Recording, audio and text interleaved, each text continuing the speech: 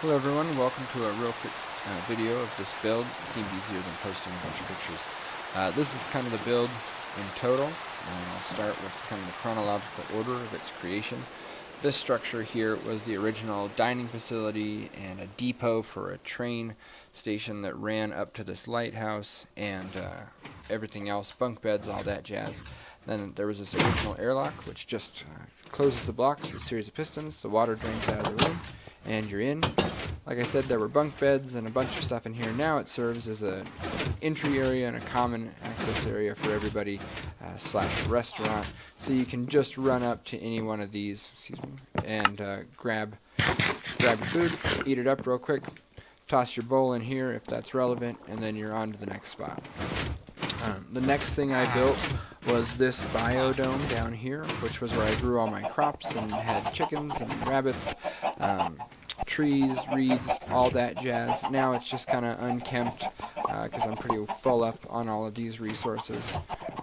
Eventually, when I started tinkering more with redstone, I built some hydroponic areas that grow all 4 of the crops.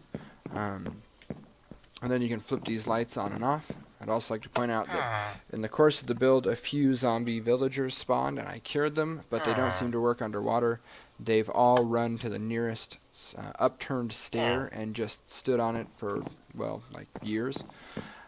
This is my cocoa pod area. I did not know that you could grow small jungle trees, so I built this big rig, got the height wrong, had to rework it, but I'm okay with it now.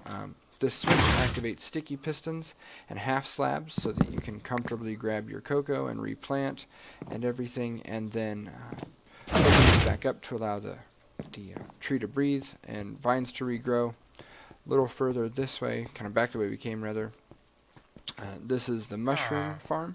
It is dark enough that they will grow, but not so dark that monsters spawn. And then really quickly over here is the shop.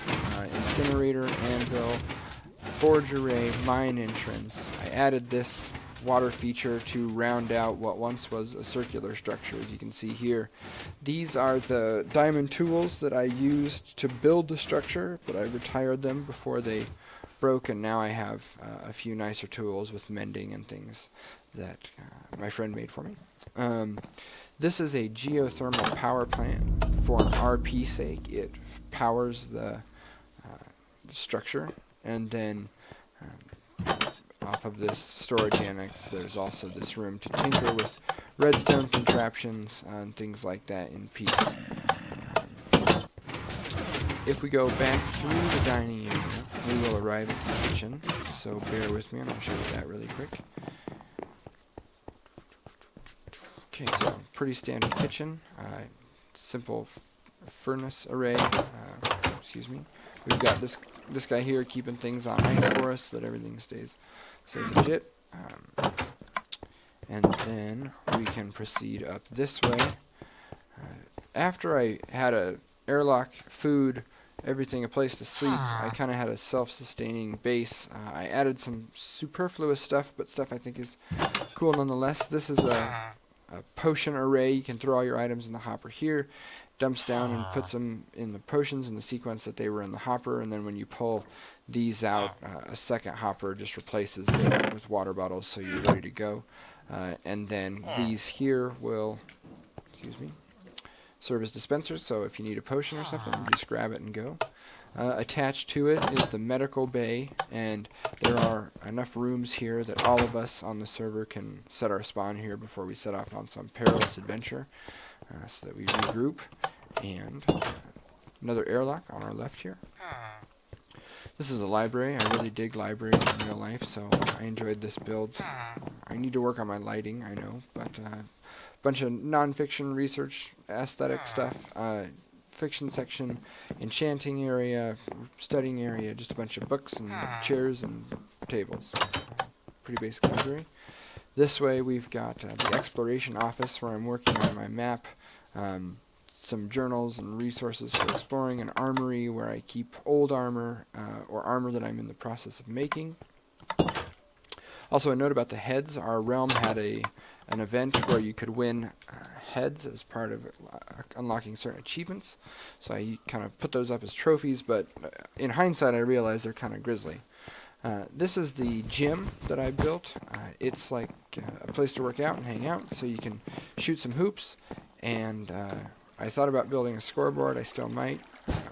We've also got some hot pools, or hot tubs rather, and a sauna. This was when I started working with command blocks. So the non command issue or effect is the water dripping through half slabs onto lava, and then the command block generates the steam effect, and then when you're all schwitzed or whatever, you can pop out here, grab a quick towel, towel off. We've got some infinity pools here to practice swimming, some more towels, a little juice bar area, and then up these stairs here is a track for running, jumping, whatever you want, and then as soon as you're done, ready to leave, throw your towel in the hamper onto the next spot, which incidentally is past another airlock. And then this is the archery range, so you have a couple staggered points here from which to shoot, and you can kind of see some heads lurking over the horizon. I had those extra heads and I didn't know what to do with them, so I set up this kind of circular clock around the room so I can use repeaters to change the overall tempo, and then relay out the pads on the floor to change the order at which they pop up and create kind of a randomized area to practice taking some shots at zombies and skeletons as they pop up. So I thought that was kind of a cool little space. Second to last thing, thanks for hanging out this long. This is a portal room, really basic. Got your blast doors that keep everything safe. This is an armory stand, so if you're not wearing any armor and if you're not equipped with a sword, you can pop on this. I'll throw a sword in your hand and trick you out in some armor. To go into the nether with, flip the switch, the blast doors open, the stairs come up, and then right before you enter we got a little passage from the Inferno, which I thought was pretty appropriate. So that's that. And the last thing I'd like to show you guys is a house I built for myself to kind of help with the kind of sanity of living underwater. It was nice to hear flowing water and have grass and vines and flowers and stuff. So this is a little courtyard, my humble little kitchen here, a dining area for the members of the realm, sunken living room.